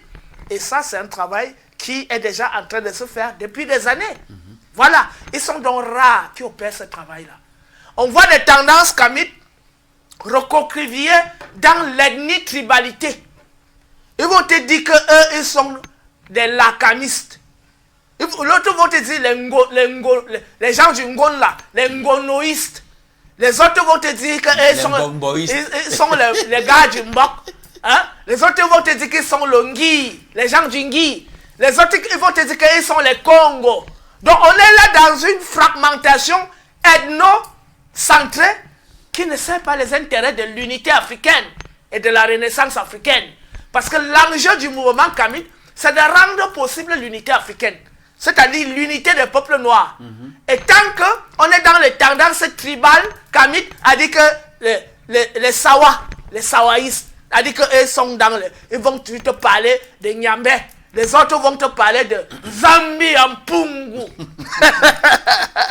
Donc tu vas voir qu'on est donc dans une mosaïque de mouvements où les gens du Congo disent qu'ils sont les Congoïstes. Et il y a même les gens de Kimbangu qui sont aussi dedans. De l'autre côté, les gars du Ngui, le Ngui et Kam, ils disent qu'ils veulent maintenant universaliser le Ngui, mon ami. Tu penses que le Béninois va se retrouver dans ton Ngui, lui qui est dans le vaudou? Pourquoi tu emploies le mot Ngui et Kam? Alors que dans les Kam, on voit déjà le nom d'un peuple. Pourquoi tu parles de la spiritualité Congo alors que dans Congo, on voit déjà le nom d'un peuple? C'est là le piège dans lequel les gens sont renfermés. On dit aux gens d'utiliser des concepts et des mots qui unifient tout le monde. Quand on dit Kama, Kema, Kam, on retrouve ça dans tout le monde, comme tu viens de montrer. Et les pharaons disaient la même chose. Et c'est écrit dans les textes les plus anciens. Donc c'est ça, ce n'est que ça qui peut fédérer tout le monde. Donc, le pratiquant du vaudou, quand il dit les choses qu'il dit là-bas, moi-même j'ai dit les choses dans ma langue, on se retrouve. Et ça signifie la même chose. Ce n'est pas parce que ça sonne de la même manière. Le problème, c'est le sens et la signification, c'est ça le plus important. Donc, il y a encore ce piège-là d'ethnocentrisme. La spiritualité des Ekang, le Ngui Ekang. Les autres, c'est les Lakamistes. Les autres, c'est les gens du Ngon. Les autres, c'est le Ngondo, les Ngondoïstes. Les autres, c'est les Mbokistes. Donc, on est dans un sectarisme ethno-tribal. Et donc, il faut dépasser cette ethno-tribalité. Et donc, c'est pour ça que les grands esprits, comme Asuzok, Mbala, avec qui nous sommes, les grands esprits, comme Rwendomabou, de Sa Majesté, les grands esprits, comme Mama Nangonjoy, et tout ça, ces gens avec qui nous sommes, nous encourageons les grands esprits comme Dumbi Fakoli, parce qu'il ne faut jamais passer sans prononcer son nom. Donc quand on a déjà ces initiés qui ont cette ouverture d'esprit, c'est avec eux qu'on travaille. On ne travaille pas avec les ethno-tribalistes, on ne travaille pas avec les syncrétistes maçonniques, judéo-maçonniques et kabbalistes, on n'est pas avec eux. Donc voilà, on est en train de constituer cette équipe choc pour justement résister à toute tentative de déstabilisation du mouvement kamite. D'accord, frère. Maintenant, venons-en, comme nous sortons pratiquement de l'émission, venons-en aux solutions et aux perspectives. Le christianisme a ceci de particulier que lorsqu'il perd des adeptes, il prend des dispositions et fait tout ce qu'il peut, quel qu'en soit le moyen par lequel, pour amener ces adeptes-là. Venons-en à la kémitude, justement. J'ai oublié le nom, j'ai oublié un nom que je dois honorer. Korenjo Moussa Doumbouya. Korenjo Missa Doumbouya. C'est aussi quelqu'un que j'apprécie beaucoup, justement. Parce que c'est les gens qui ont compris, qui ont l'esprit ouvert. Très bientôt, voilà. Très bientôt, n'est-ce pas, il sera des nôtres. Voilà. Zoom. Ici, alors c'est une bonne nouvelle. Voilà. Donc, est-ce que on peut trouver donc des solutions pour amener ces pseudo-kamites vers une compréhension fidèle, justement, et respectueuse de la kémitude. C'est-à-dire ces pseudo-kamites-là qui ont adopté d'autres confréries et d'autres sectes. Non. Peut-on les ramener? Le problème, c'est qu'il y a d'abord un problème de conscience et un problème de volonté. Problème de conscience, pourquoi? Parce que si quelqu'un n'est pas conscient qu'il est comme ça, et s'il n'est pas conscient que ce qu'il fait est mauvais, il ne peut pas changer. Mais est-ce que tous ces désaliénés-là sont conscients qu'ils sont aliénés? Oui, mais nous espérons donc que quand les kamites qui sont dans cette tendance mosaïque vont nous écouter, ils sauront se recadrer et suivre le fil. Voilà. Parce qu'on parle et on donne des pistes. Des pistes, on ne parle pas en l'air, on donne, on retrace, on montre comment ça se poursuit jusqu'aujourd'hui et on montre le travail que nous sommes en train d'abattre sur le terrain et dans le domaine intellectuel et dans les productions intellectuelles. On montre donc qu'il y a un fil Ariane depuis les origines qui est en train de se poursuivre et dont nous sommes les garants et les perpétuateurs. Et effectivement, si Kemet Sudi existe aujourd'hui, je pense que les ancêtres ont veillé à ce que cette chaîne existe pour pouvoir garantir ça. Il y a aussi d'autres chaînes, Kamit, sur YouTube, notamment la chaîne du frère Mobali Makassi, la chaîne, ma chaîne à moi, Pekia Kamata, la chaîne Kemet Mahat, qui est située en Côte d'Ivoire, et d'autres des chaînes de mon petit frère Pensée Kamit. C'est vrai qu'aujourd'hui il est un peu beaucoup plus dans les thèmes politiques et économiques, mais c'est une chaîne qui à l'origine était pour aussi la chaîne de mon petit Ekoumelon dans Pensée Kamit. Oh, il y a des chaînes et il faut encourager ces chaînes. On ne doit pas seulement parler de Kemet Sudi, on doit parler de toutes ces chaînes qui font la promotion de la Pensée Kamit. Et toutes ces chaînes, on doit travailler en synergie parce qu'il ne s'agit pas d'ego, il s'agit de nous unir. Et c'est l'union qui fait la force. Tant que les gens vont travailler de manière éparse, ça ne va pas marcher. Donc, nous devons travailler de concert. Kemet TV doit être en interconnexion avec les autres chaînes pour que notre travail et leur travail puissent davantage éclore et atteindre davantage de conscience. C'est un enjeu collectif. Ce n'est pas un enjeu d'intérêt. Ce n'est pas un enjeu individuel, ce n'est pas un enjeu d'autoglorification, mais c'est un enjeu de sauver les générations futures. Et c'est ce travail que nous sommes en train de mener. Voilà, frère, vois-tu un avenir où le mouvement Kamit, justement, pour coexister avec d'autres croyances sans forcément perdre de son essence? Le mouvement Kamit, pour qu'il puisse perdurer, parce qu'il y a d'abord ça. C'est sur ça qu'il faut travailler. Ce mouvement, pour qu'il puisse perdurer, doit suivre la ligne que nous sommes en train d'indiquer là. C'est-à-dire que tous les Kamites doivent être conscients. Ils doivent être enracinés. Ils doivent être cultivés. Ils doivent être initiés. Et ils doivent être solidaires, consolidés. Que ce soit un groupe fort et puissant. Ce n'est que dans cette mesure que le mouvement Kamite pourra coexister avec le christianisme, avec l'islam, avec tout ce qui existe actuellement dans le monde. Parce que certes, on ne peut pas totalement fendre les têtes des gens. Il y a des gens qui sont nés, qu'on appelle les moutons, pour suivre les autres. Parce qu'il faut que je donne un exemple. Les centaines et les centaines de musulmans que j'ai eu à ramener à la source authentique de l'Afrique aujourd'hui, ils le sont devenus parce qu'ils ont adopté un esprit de lucidité et un recul critique. Mais celui qui n'est pas lucide et qui a le recul critique, il va continuer de s'accrocher au Coran et à l'islam. Il y en a même d'autres qui ont été envoûtés par des entités, il ne va jamais sortir de là. Il en est de même pour le christianisme, il en est de même pour les kabbalistes et les francs-maçons. Donc il y a la notion de lucidité, la notion de recul critique. Et ce recul critique doit être ramené sur les trois piliers que j'ai énumérés. L'observation de la nature.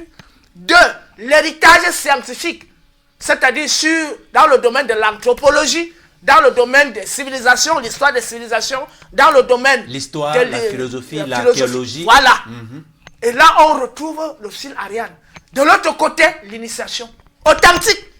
Pas les initiations dans les écoles chaotique du syncrétisme où on ramasse les rites babyloniens, on mélange avec les rites hindous, avec la Kabbale, on dit que nous on pratique la spiritualité universelle. Tu fais l'amour et tu ne jouis pas parce que ça doit monter. Voilà.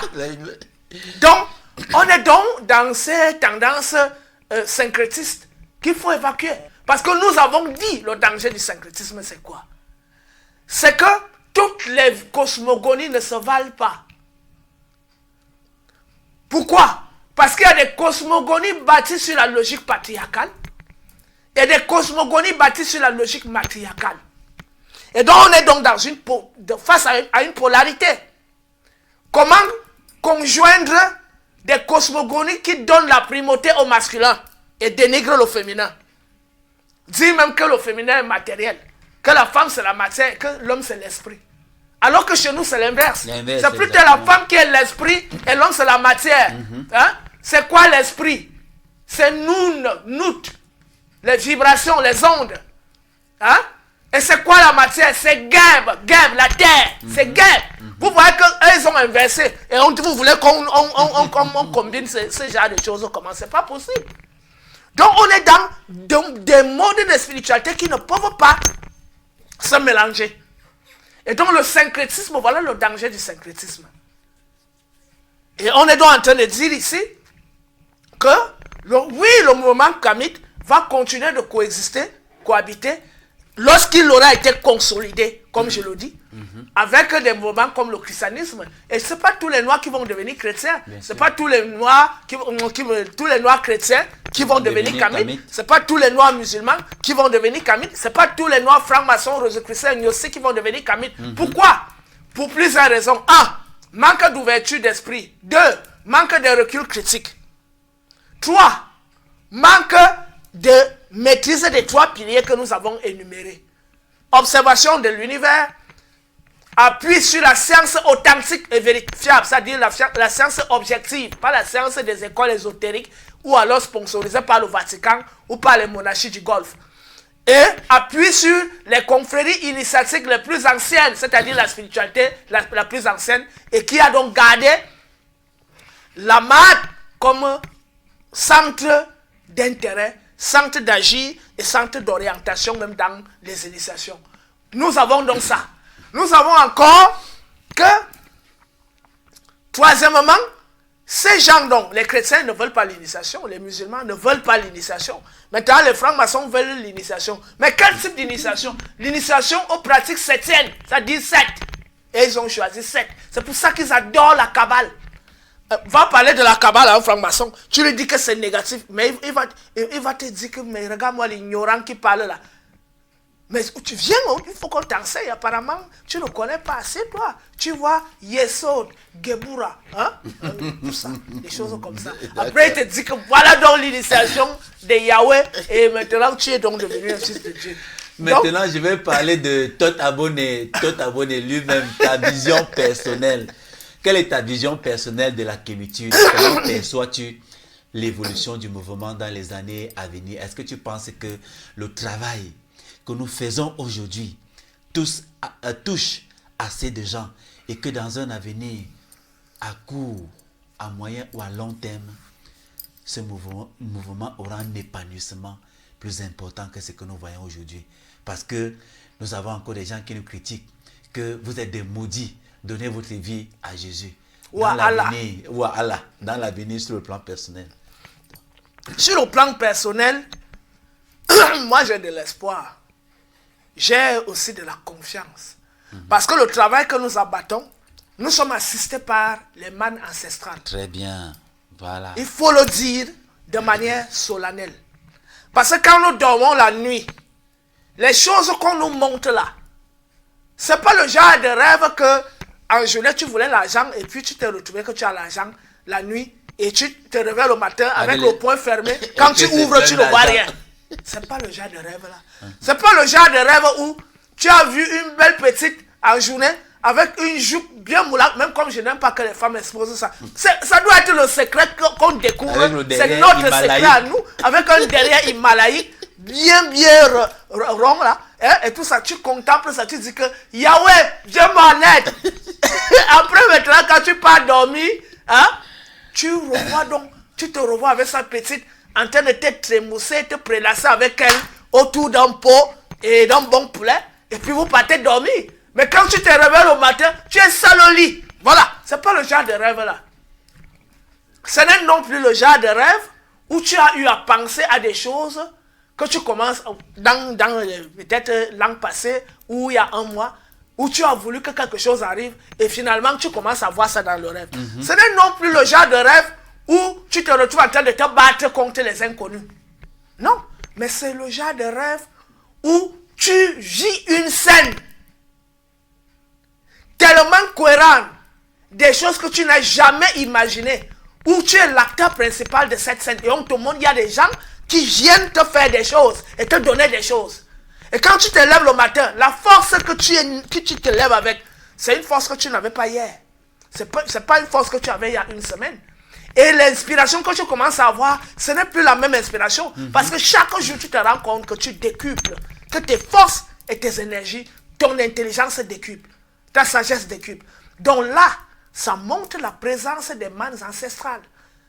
Parfois, quand nous voulons aller quelque part, il y a des obstacles. On nous dit ne va pas. Et on n'y va pas. Et les résultats sont après. On se rend compte que c'est la catastrophe qui s'est passée là-bas. Exactement. Parfois, je veux voyager, on me bloque. Je ne voyage pas. Parfois, on m'invite à une fête. Je n'y vais pas. Et quand j'ai les échos, comme la grande conférence des Kamit Awards, qui a eu lieu il y a 1 an et demi ou 2 ans, ici au Cameroun. Les gens ont voulu que j'y aille. J'ai refusé. Mais il y a une mauvaise nouvelle qui est sortie après, que tout le monde connaît, que tous les Kamit connaissent. Je n'ai pas dit que c'est de là-bas que ça s'est passé. Mais il faut faire attention. On ne dîne pas sur la table du diable. Il faut faire très attention. Donc, il y a ça. Nous sommes assistés par les manes ancestrales. Et nous devons. C'est un devoir moral. C'est même un sacrifice que nous sommes en train de faire. Parce que déjà, nous nous exposons à la haine des autres. Il y a beaucoup de hautes personnalités qui m'ont approché. Aujourd'hui, qui ont pris beaucoup de recul en se rendant compte que je suis resté cohérent pendant des années. Même sur le plan comportemental. Ces gens croyaient qu'ils pouvaient m'amener, me convaincre à travers la persuasion. Ou alors, beaucoup de fafios. Beaucoup d'opportunités. Non, moi je ne vois pas. On a tous été victimes de ces gens-là. Je ne peux pas dire victime parce que victime, c'est comme si peut-être ils ont réussi leur coup, mais ils ont tenté quand même. Ils ont tenté. Donc, nous, on les voit venir, on connaît leur mode opératoire. Donc, moi, j'ai espoir parce que nous sommes assistés par nos ancêtres. Mais, je le dis et je le répète, restons lucides. Restons détachés au matériel. Si les gens veulent nous venir en soutien, si les gens veulent nous soutenir, que ce soit de liberté de cœur. Nous exposons par exemple les problèmes de Kemet Télévision. Nous avons nos propres problèmes. Je ne vais pas prendre mes problèmes personnels pour aller dire aux gens que j'ai ceci, j'ai cela. Notamment la rentrée scolaire arrive. Nous avons des problèmes. Voilà, donc, les problèmes de plaques solaires. Les problèmes de plaques solaires que nous avons pour Kemet Télévision. Mais on parle ce qui concerne Kemet Télévision. Nos problèmes personnels sont nos problèmes personnels. Maintenant, si dans le mouvement Kamit, on a déjà des personnes avec lesquelles on a tissé des liens forts, je peux par exemple dire que j'ai perdu mon cousin, ou je n'ai pas doté ma femme. Ça, c'est déjà l'amitié. Ce n'est plus simplement Kamit, ma soeur, Kamit, mon frère, Kamit. Parce que jusqu'à présent, on n'est même pas encore arrivé dans la solidarité. Bien sûr. Les gens sont là, ils reçoivent des enseignements gratuitement. Quand on dit que Kemet vient en crise, tout le monde croise les bras, gérez vos choses là-bas. Mais quand il y a les enseignements, ils sont là avec les bics en train de prendre les nôtres. C'est-à-dire, ils aiment le njo, la gratuité. Mais c'est quand même l'occasion de remercier tous ceux qui font l'effort. Comme cet anonyme, n'est-ce pas, qui a fait un geste très fort dans l'octroi des plaques solaires. Qui a avancé une somme qui pourra nous aider à obtenir les plaques solaires. Parce que cette somme ne nous permet pas de réaliser ce projet. Justement. Compte tenu de l'offre, de l'appel d'offres qu'on a fait et tout ce qu'on nous a présenté, on a besoin des choses qui peuvent nous mettre du temps. Et donc si on prend un truc qui va nous mettre 3 mois ou 5 mois et ça se gâte, ça ne aura servi à rien. On aura dépensé l'argent pour rien.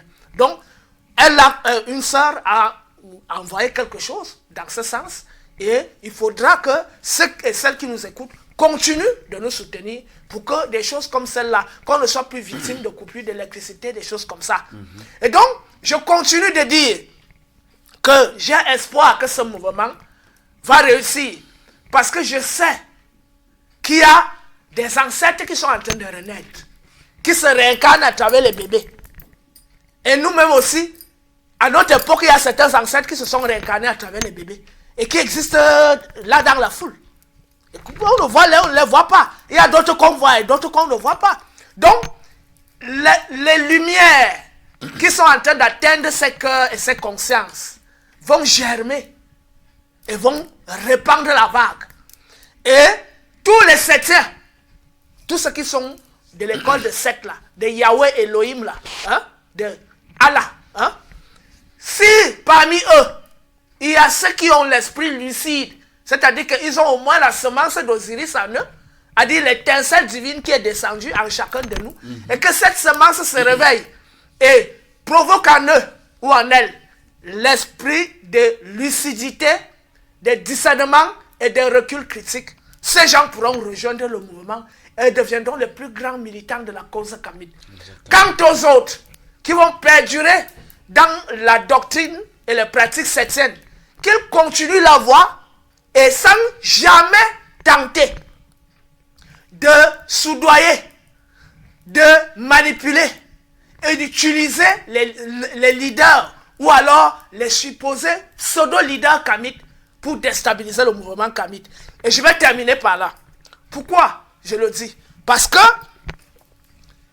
le mouvement qui gère les globalistes, ce sont les francs-maçons, c'est les kabbalistes. Ils ont une technique.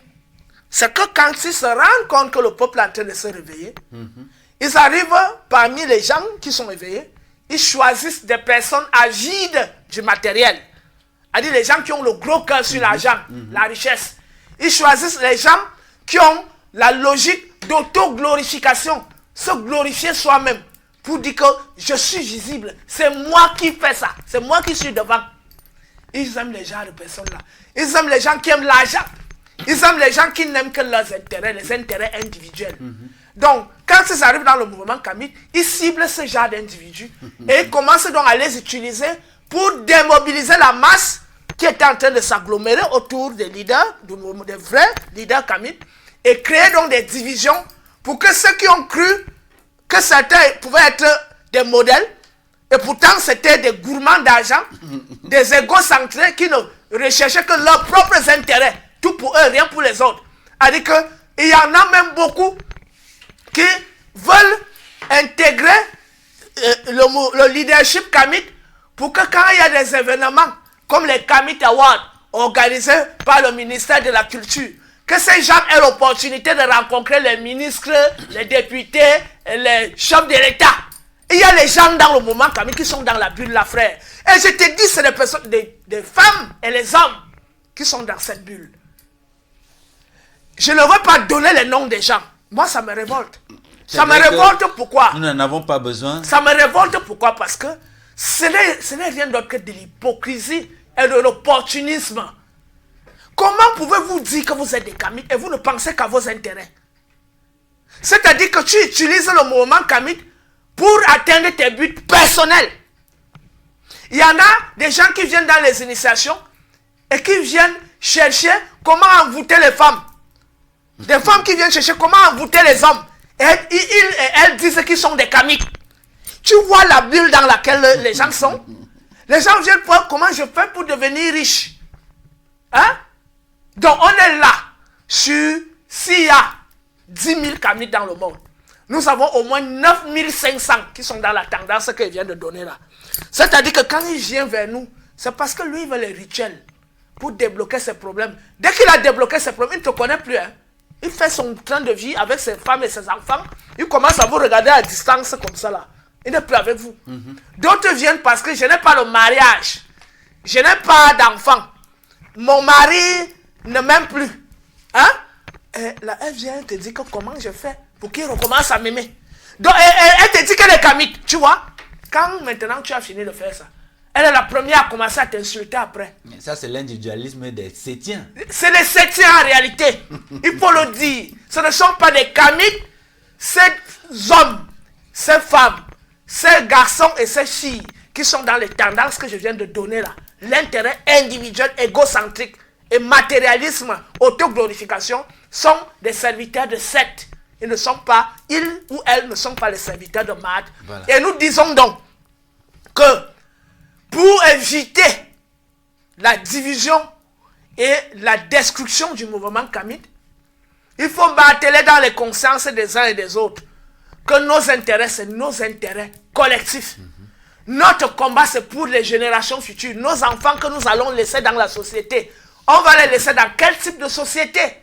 Une société perverse, dégénérée, chaotique? Non. Qu'avons-nous fait pour préparer l'avenir de nos enfants? Pas seulement de vos enfants, à vous seuls, voilà. Mais de tous nos enfants. C'est-à-dire des enfants de ta famille, des enfants des autres familles, des enfants des Gabonais, des Congolais, des Maliens. Et je dis, et je le martèle une fois de plus, que les gens qui ont le petit cerveau d'oiseau, quand je dis ça, ils disent que je suis très dur. Mais parce que c'est le cas. Il y a des gens qui sont incapables de se lever de la pensée individuelle vers la pensée collective. Moi, je dis même que ces genres d'individus, parfois même ils sont hantés par des démons. Comment tu ne penses qu'à toi, qu'à ton bien? Donc, ils sont dans une incapacité notoire à vouloir le bien des autres. En dehors de leur bien, de leur singularité physique, de leurs enfants ou de leurs femmes ou de leur mari, rien d'autre n'existe auprès d'eux. Donc, la vision intégrante, la vision collective manque à 95% de ceux qui se disent kamites aujourd'hui. Et nous le disons, et par là, nous allons conclure, que tant que les consciences ne vont pas se lever vers l'intérêt collectif, tant que les consciences et les cœurs seront toujours greffés dans leurs individualités, je pense que le mouvement kamite aura encore besoin de 100 ans ou de 200 ans, ou même de 500 ans, pour pouvoir commencer à produire les vrais fruits. Mais je pense quand même que les ancêtres nous assistent en nous envoyant, et nous les invoquons chaque fois que nous faisons des rites, à nous envoyer des nouvelles âmes ou des âmes des ancêtres qui vont se réincarner pour recevoir ces lumières et les perpétuer. Parce que beaucoup d'entre nous, de cette génération, sont dans une mentalité capitaliste et égocentrique et individualiste.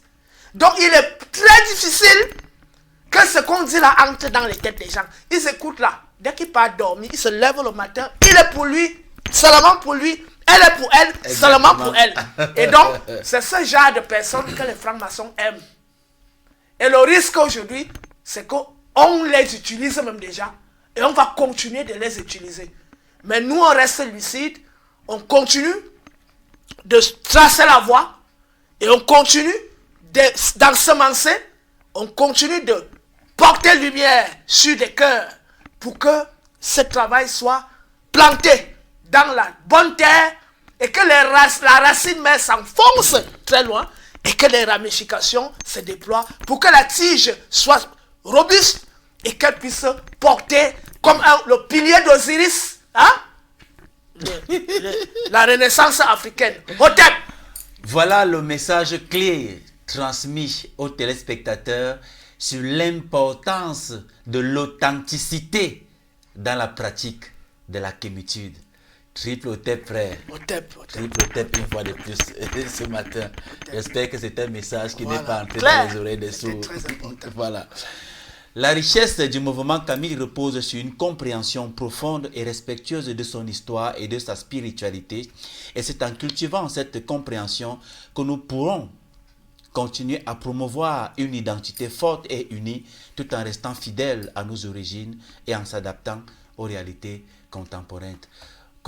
Voilà, madame, monsieur, cher n'oubliez pas de partager, téléspectateurs, de justement, liker, même si vous avez l'habitude de nous critiquer, tant que ce sont des critiques fondées, nous les prenons. D'ailleurs, beaucoup ont dit, partait de Kemet Colonie pour Kemet Reconnexion.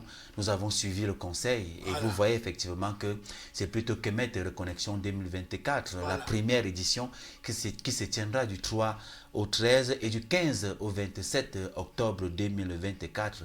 Nous attendons une soixantaine de personnes et il y a beaucoup qui se bousculent déjà.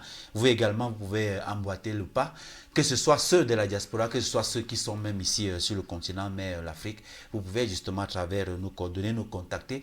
Nous allons vous donner davantage d'informations relatives justement à l'organisation de Kemet Reconnexion 2024. Je te laisse que ce soit de dire aux téléspectateurs, aux abonnés, de liker, de commenter et puis de partager au maximum parce que, comme on le sait, les gens qui gouvernent le monde n'aiment pas les personnes qui portent des lumières, qui veulent éclairer les consciences, qui peuvent créer des révolutions. Non, ils ne les aiment pas. Mais s'il n'y a pas de solidarité, si en suivant notre émission, vous ne likez pas, vous ne commentez pas, vous ne partagez pas dans vos forats, vous n'aurez pas contribué à l'expansion de la conscientisation pour l'intérêt collectif dont nous tous, nous avons prétention de militer. Voilà.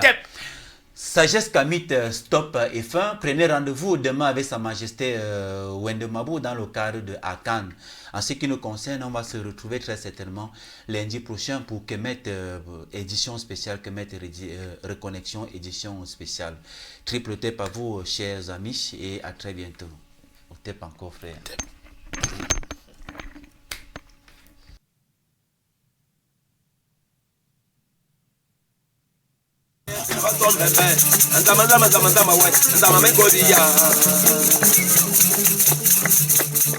À l'attention de tous les Africains d'ici et d'ailleurs, reconnectez-vous avec vos racines pour Kemet Reconnexion 2024 première édition qui se tiendra du 3 au 13 et du 15 au 27 octobre 2024. Participez à un programme unique d'initiation, de conférences inspirantes et d'enseignements profonds sur la spiritualité africaine. Découvrez les traditions africaines, rencontrez les experts en spiritualité kamite et vivez les moments inoubliables avec les frères et sœurs du monde entier. Ne manquez pas cette opportunité exceptionnelle de renaissance et de connaissance. Réservez dès maintenant votre place au numéro +237 695 84 53 89 694 84 30 21 et le 655 74 27 84. Kemet Reconnexion 2024, une expérience transformative au cœur de l'Afrique.